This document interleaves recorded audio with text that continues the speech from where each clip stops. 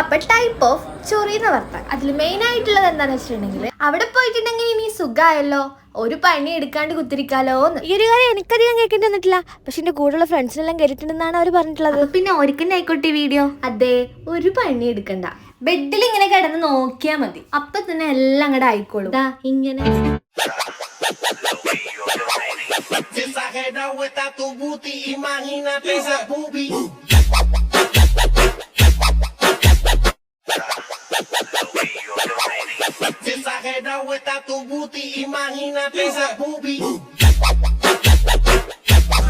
എന്താ അല്ലേ, ടെക്നോളജിയാന്നൊക്കെ പറയണ ഇതിനാണ്.